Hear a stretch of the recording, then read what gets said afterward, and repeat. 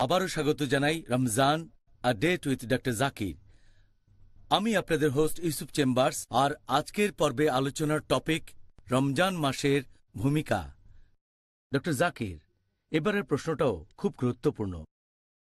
রমজান এই মাসে রোজা রাখা প্রসঙ্গে দুর্ভাগ্যজনকভাবে অনেক মুসলিম ভাই ও বোন রমজান মাসে এই বাধ্যতামূলক রোজা রাখাটা পালন করে না। আপনি কি তাদের উদ্দেশ্যে এই ব্যাপারে কোনো উপদেশ দেবেন পবিত্র কোরআন এবং নবীর সুন্নাহ থেকে, যেগুলো থেকে প্রমাণ করা যায় যে এই রমজান মাসে রোজা রাখা প্রত্যেক মুসলিমদের জন্যই বাধ্যতামূলক? পবিত্র কোরআনে অনেক আয়াত আছে, এছাড়া অনেক হাদিসও আছে, সেখানে স্পষ্ট করে বলা হয়েছে যে এটা ফরজ। রমজান মাসে রোজা রাখা প্রত্যেক মুসলিমের জন্য ফরজ, অবশ্যই পালন করতে হবে। এ ব্যাপারে ইনশাল্লাহ আগামীকাল বিস্তারিত আলোচনা করব। আল্লাহ সুবহানাহু ওয়া তাআলা পবিত্র কোরআনে বলেছেন, সূরা বাকারা অধ্যায় নম্বর 2 আয়াত 183, ইয়া আইয়ুহাল্লাযিনা আমানু, হে মুমিনগণ, কুতিবা আলাইকুমুস সিয়াম কামা কুতিবা আলাল্লাযিনা মিন ক্বাবলিকুম লাআল্লাকুম তাত্তাকুন। যার অর্থ, হে মুমিনগণ, তোমাদের জন্য সিয়ামের বিধান করা হয়েছে যেমন করে এই বিধান দেওয়া হয়েছিল তোমাদের পূর্ববর্তীগণকে, যাতে করে আত্মসংযম শিখতে পারো।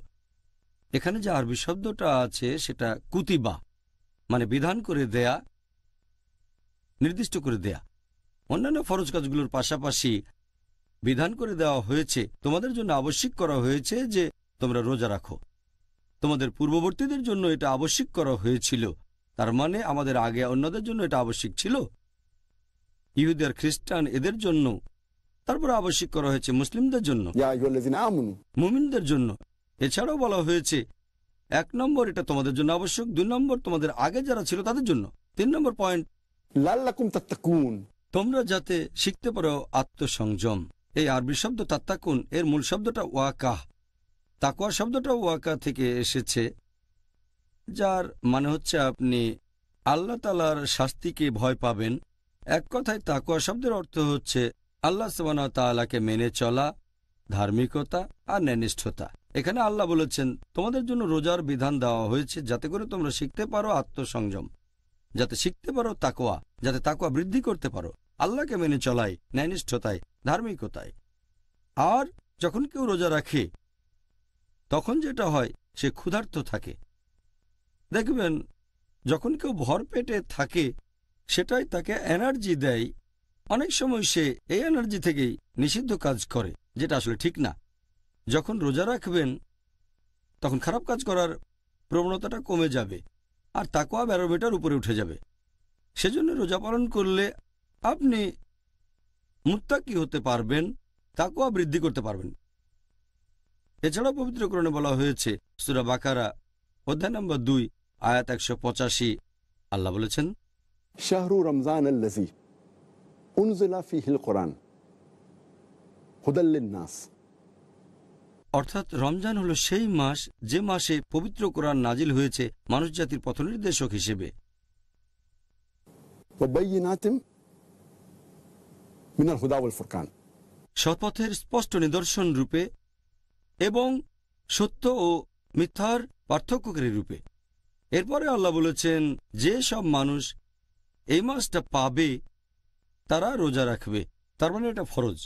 আপনি মুসলিম, যদি রমজান মাস আসে আপনি রোজা রাখবেন। কিছু ব্যতিক্রম আছে, যদি অসুস্থ থাকেন, যদি ভ্রমণ করেন তাহলে অন্য সময় রাখতে পারেন, ইত্যাদি ইত্যাদি। এখন এই আয়াতটা বলছে রমজান মাসে রোজা রাখাটা প্রত্যেক মুসলিমের জন্য ফরজ। কিছু ব্যতিক্রম আছে। এছাড়াও অনেকগুলো সহিহ হাদিস আছে যেগুলো বলছে রমজান মাসে রোজা রাখা মুসলিমদের জন্য ফরজ। আমি একটা হাদিসের উদাহরণ দিচ্ছি। আমাদের প্রিয় নবী সাল্লাল্লাহু আলাইহি ওয়াসাল্লাম বলেছেন, এটা আছে সহিহ বুখারী খণ্ড নম্বর 1 বুক অব ঈমান হাদিস নম্বর 8। আমাদের নবী বলেছেন, ঈমানের ভিত্তি হলো 5টা স্তম্ভ। প্রথমটা হলো লা ইলাহা ইল্লাল্লাহ মুহাম্মাদুর রাসূলুল্লাহ, আল্লাহ ছাড়া কোনো উপাস্য নেই আর নবী মুহাম্মদ সাল্লাল্লাহু আলাইহি ওয়াসাল্লাম আল্লাহর প্রেরিত রাসূল। দ্বিতীয়টা হচ্ছে সালাত কায়েম করা, নামাজ আদায় করা। তৃতীয় হলো যাকাত দেয়া, গরিবদের জন্য দান করা। চতুর্থ হলো হজ পালন করা, পবিত্র শহর মক্কায় গিয়ে হজ করা। আর পঞ্চমটা হচ্ছে সাওম পালন করা, অর্থাৎ রোজা রাখা। তাহলে নবী সাল্লাল্লাহু আলাইহি ওয়াসাল্লামের এই হাদিস সহিহ বুখারী খণ্ড নম্বর 1 বুক অব ইমান হাদিস নাম্বার 8, এখানে বলা হয়েছে যে রোজা হচ্ছে ইসলামের একটা স্তম্ভ। শুধু ফরজই নয়, ইসলাম ধর্মের মূল বিশ্বাসের একটা স্তম্ভ। এটা ইসলামের সবচেয়ে গুরুত্বপূর্ণ যে 5টা কাজ, তার মধ্যে রোজা একটা। তাহলে এখান থেকেই আমরা বুঝতে পারছি সব মুসলিমের জন্যই রোজা রাখা ফরজ। হ্যাঁ, আপনি এখানে একেবারে পরিষ্কার করে ব্যাপারটা ব্যাখ্যা করলেন। এখন সবার উচিত এই উপদেশগুলো নিয়ে রমজান মাসে রোজা রাখা। ইনশাআল্লাহ। এবারে